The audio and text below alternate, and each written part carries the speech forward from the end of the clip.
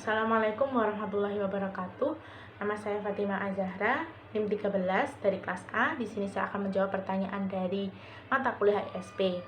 Yang pertama yaitu explain the two reasons of ESP emergence identified by Hodgkinson and Waters. Nah, menurut Hodgkinson and Waters itu ada 3 faktor yang membuat ESP itu semakin berkembang.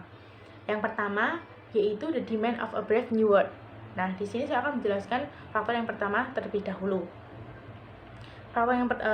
Di faktor yang pertama ini ada 2 masalah yang membuat dunia itu membuat tuntutan baru tentang bahasa Inggris. Masalah yang pertama yaitu the Second World War, dan masalah yang kedua itu the oil crisis. Nah, tentang masalah yang pertama, ketika perang dunia itu memunculkan suatu persaingan di antara 3 bidang, yaitu bidang sains, teknologi, dan juga ekonomi.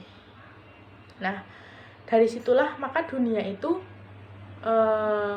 menuntut penggunaan bahasa yang baik untuk persaingan 3 bidang tersebut.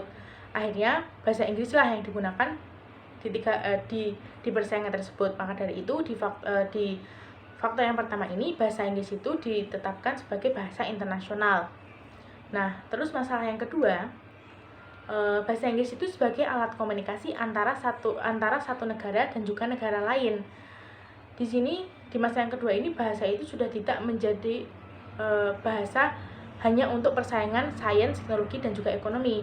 Tapi bahasa di sini sudah ditetapkan menjadi alat komunikasi yang baik antara satu negara dan juga negara lain.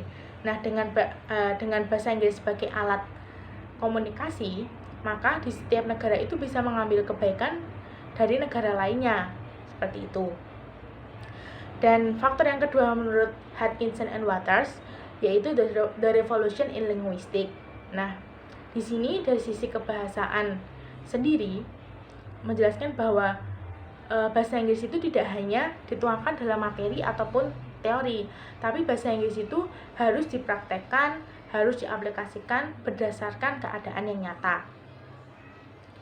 Terus faktor yang ketiga menurut Hodgkinson and Waters itu tuh ada focus on the learner. Nah, di sini saya dapat menyimpulkan bahwa setiap orang yang ingin belajar bahasa Inggris, mereka pasti memiliki motivasi yang berbeda, tujuan yang berbeda, strategi yang berbeda, kemauan yang berbeda. Nah, dari sinilah muncullah yang namanya ESP, yaitu ESP di mana pembelajaran bahasa Inggris itu di mana materinya itu sesuai dengan kebutuhan pelajarnya atau sesuai kebutuhan orang yang membutuhkan pembelajaran bahasa Inggris, seperti itu. Nah, sekarang saya akan menjawab pertanyaan yang kedua tentang the differences between EOP dan juga EEP. Nah, kalau EOP menurut saya itu pembelajaran bahasa Inggris yang lebih menjuru kepada bidang pekerjaan. Contohnya, misal kita ingin melamar pekerjaan di luar negeri, nah kita bisa masuk di bidang EOP untuk mempelajari bahasa Inggris.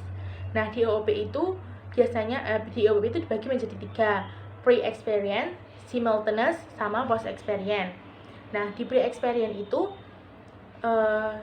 kita mempelajari bahasa Inggris itu sebelum melakukan pekerjaan tersebut.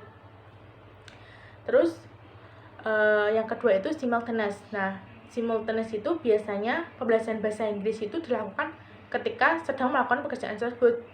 Jadi sedang melakukan pekerjaan tersebut kita juga belajar bahasa Inggris. Terus yang ketiga yaitu post experience. Nah, post experience itu biasanya pembelajaran bahasa Inggris yang dilakukan setelah pekerjaan tersebut dilakukan, gitu. Nah, sekarang saya akan menjelaskan yang EEP. Menurut saya EEP itu pembelajaran bahasa Inggris yang menjuru di bidang yang dikembangkan di sekolah. Nah, di EEP itu dibagi menjadi 2. Yang pertama yaitu English for Study in a Specific Discipline. Terus yang kedua yaitu as a school subject. Jadi pembelajaran bahasa Inggris yang biasanya dilakukan di SMA, SMP, SD ataupun kuliah itu biasanya masuk di golongan EEP, seperti itu. Thank you very much. I think it's enough. Wassalamualaikum warahmatullahi wabarakatuh.